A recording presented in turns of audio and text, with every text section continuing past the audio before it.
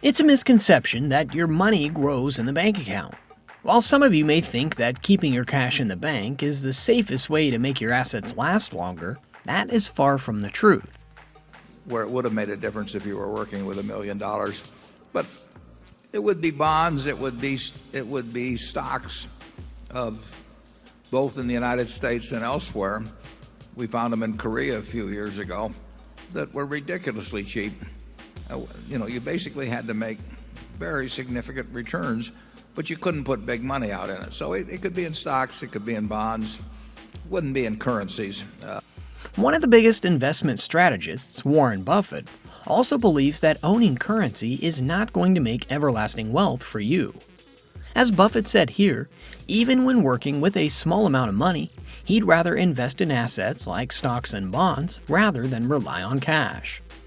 Especially in today's world, where inflation is eating away all of your savings, it is very important to be smart when it comes to storing and growing your money simultaneously. Sure, your cash grows in number in the bank, but it is not growing in value. In this case, keeping your money in the bank account is actually burning a hole in your pocket and slowly eating your money like a pest. According to Warren Buffett, should you find yourself in a chronically leaking boat, energy devoted to changing vessels is likely going to be more productive than energy devoted to patching leaks. The reality is that bank interests are massively lagging behind and corroding our wealth. It is high time that we change the vessel and switch to better assets than cash. Here are some alternative assets that will help you create intergenerational wealth.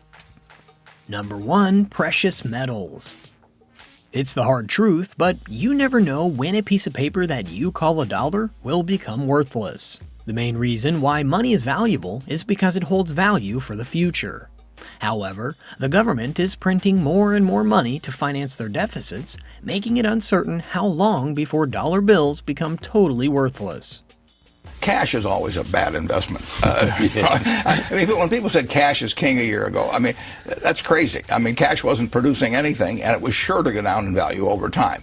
On the other hand, you always want to be sure you have enough. I mean, it's like oxygen. You want to be sure it's around, but you don't need to have excessive amounts of it around. And cash, we will always have enough cash around.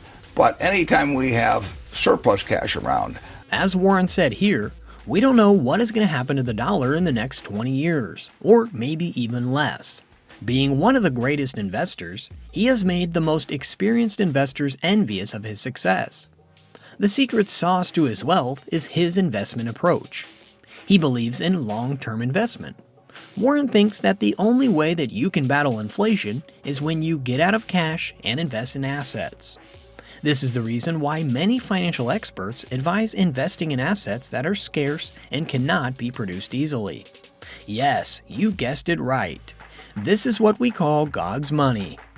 Precious metals like gold, silver, and platinum are always great assets.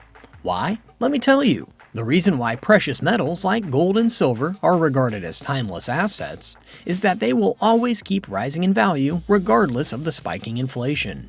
This means that whenever the purchasing power of your bank balance starts to erode, these precious metals will always resist. Warren also said, an asset like gold, for example, basically gold is a way of going long on fear, and it's been a pretty good way of going long on fear from time to time. But you really have to hope people become more afraid in a year or 2 years than they are now. And if they become more afraid, you make money. If they become less afraid, you lose money. And that is true since gold is the safest investment you can make. However, Warren is known to have a very strict approach to investing in gold. Of times you mentioned, that is to say 1948-64 and 64-81, if the explanation could be even more clear. Thus, the logical reason would be why the Dow in 48 was 177 was because, and half the level of 1929 is 381 index points, is because of the 71% devaluation of the American dollar from 20.5 cents an ounce to 35 cents an ounce, which would put the fair value of the Dow at 166, after factoring in the record 50% per capita gain of the 1940s that you had mentioned. Yeah, I grew up in a household, and my sisters are here, where gold was talked about frequently. So I've been exposed to a lot of thinking on that over the years. I don't really think gold has really, the price of gold, I should say, has anything really to do with the valuation of businesses. It may reflect certain things that are going on in prices attached to those businesses at a given times, but I would not regard, I mean, the price of gold does not enter into my thinking in any way, shape, or form. As Buffett mentioned here, he doesn't see the price of gold has anything to do with the valuation of businesses, and he'd still rather invest in other commodities. He also said, "I have no views as to where gold will be in the next 5 years, but the one thing I can tell you is that it won't do anything between now and then except look at you." However, you can invest in gold ETFs without physically buying gold. These ETFs are great investments and give you returns based on the gold price movements. Number 2. Industrial commodities. Industrial commodities can be considered one of the best assets compared to cash due to several compelling reasons. These commodities, which include metals, energy resources, agricultural products, and other raw materials, hold intrinsic value and serve as essential building blocks for the global economy. For instance, silver is used heavily in the production of electronic devices, nuclear reactors, and other medical equipment. Other metals like cobalt, nickel, and copper also have high industrial demand. To paint a clear picture for you, the demand for cobalt has risen to twice what it used to be in the last year. Since 2020, it has been skyrocketing from $20,000 per ton to $40,000 per ton.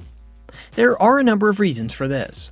One of them is cobalt's efficient use in the batteries of electric vehicles. Considering that this is the future for transportation, the demand for cobalt is only going to keep rising. This is the exact rationale that Warren Buffett used to explain his buying silver. Let me give you a figure that'll blow your mind, I think. I bought my first stock when I was 11 years old. It was the first quarter of 1942. I spent $114.75. Three shares, $114.75.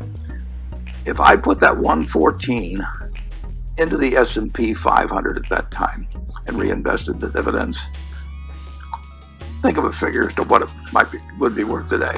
Oh man, $400,000 today, one person's lifetime. Now the market's gone down many times during that time. People have panicked during that time. Headlines have been terrible. But if you buy it for 10, 20, just keep buying the S&P 500 index and forget about all the other nonsense that's being sold to you. One of the primary advantages of industrial commodities as an asset class is their ability to act as an inflation hedge. As inflation rises, the prices of commodities tend to increase, which helps to preserve purchasing power and maintain value over time. In contrast, cash tends to lose value during inflationary periods, eroding its buying power. In addition to this, the demand for industrial commodities remains relatively stable and consistent due to their widespread use across various industries. From construction and manufacturing to energy production and agriculture, these commodities are integral to the functioning of modern economies. The constant demand helps to underpin their value and makes them attractive long-term investments. The supply of industrial commodities is often subject to constraints such as production limitations, geopolitical issues, and environmental concerns. These factors can lead to price fluctuations and scarcity, which can benefit investors holding these commodities during periods of supply disruptions.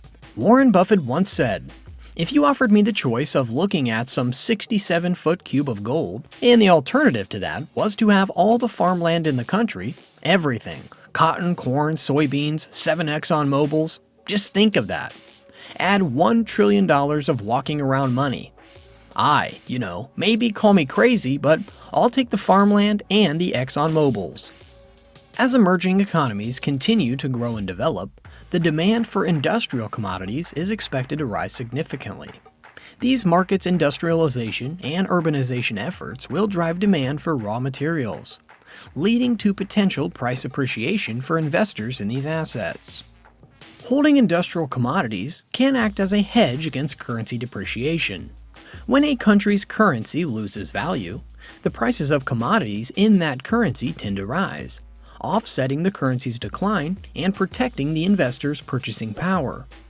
Simply put, while industrial commodities offer compelling benefits as an asset class, investors should be aware of the associated risks. Commodity prices can be volatile and subject to factors such as geopolitical events, weather conditions, and changes in global demand and supply dynamics. Therefore, it's essential to approach commodity investing with a long-term perspective and consider diversification across different commodities to manage risks effectively. Warren Buffett's investment policy is solely based on these two things. Number 3. Stocks and mutual funds. I've really said that growth and value, they're indistinguishable. They're part of the same equation, or really growth is part of the value equation. So our position is that there is no such thing as growth stocks or value stocks, the way Wall Street generally portrays them as being contrasting asset classes. Growth usually is a chance to, growth usually is a positive for value, but only when it means that by adding. While stocks are considered riskier, it's sought higher returns. Warren Buffett believes in using diversification and a long-term approach to investing in stocks. On the other hand, not all stocks are risky. In fact, stocks are divided into two broad categories: growth stocks and value stocks. Value stocks have the potential to offer better returns compared to cash assets due to their unique characteristics and the fundamental principles underlying their valuation. Value stocks are shares of companies that are considered undervalued based on various metrics such as price-to-earnings ratio, price-to-book ratio, and dividend yield. Value stocks are sometimes connected with companies that have temporarily lost popularity in the market or are undergoing difficulties. These companies, on the other hand, often have strong fundamentals and the possibility for a turnaround. Stock prices may rise as market sentiment shifts and corporations handle their challenges, resulting in capital appreciation for investors. Many value stocks are owned by mature corporations with consistent cash flows and a history of dividend payments. These dividend payments can give investors a consistent income stream, especially during times of low interest rates, when cash assets may provide low returns. According to Warren Buffett, price is what you pay, value is what you get. This very simply sums up the essence of value investing. Value stocks, like industrial commodities, can operate as an inflation hedge. As companies grow and make more money, their stock values climb, allowing investors to protect their purchasing power from the eroding impacts of inflation. Over the long term, value stocks have demonstrated the ability to outperform growth stocks and cash assets. Value investing strategies, based on the principles of buying undervalued assets, have proven successful for many investors. However, value stocks are frequently valued lower than growth stocks, which may be overpriced due to strong market expectations. Investors can benefit from the upside potential of value companies as they gain market awareness and appreciation. Number 4. Real estate. Land and real estate will always remain a valuable asset for a number of reasons. For starters, it is always in demand. People always need real estate and land to do business, own a company, or set up a farm. Secondly, it is scarce and cannot be replaced by other commodities. In simple terms, we cannot live in clouds or on thin air. This is why real estate is a very valuable asset. Since the beginning of time, land has always been considered a valuable resource, and with the growing world population, its demand is never going to fall. According to stats, the housing prices have doubled over the period of 1992 and 2023. This says something about real estate and its value in the future. Number 5. Safe haven currencies. Investing in safe haven currencies can offer several benefits to investors seeking stability and protection during times of economic uncertainty and market volatility. Safe haven currencies, such as the US dollar, the Japanese yen, the Swiss franc, and sometimes the euro, are considered low-risk assets. During periods of economic instability or geopolitical tensions, investors often seek refuge in these currencies to reduce exposure to higher-risk assets like stocks and emerging market currencies. Safe haven currencies are typically issued by stable and well-established economies with robust financial systems, providing investors with high liquidity and ease of execution, even during times of market stress. Holding safe haven currencies can provide diversification benefits to an investment portfolio, as these currencies often have low correlations with other assets, reducing overall portfolio risk. While no investment is entirely risk-free, including safe haven currencies, investing in them can be a prudent strategy to protect capital and manage risk during uncertain economic and geopolitical environments.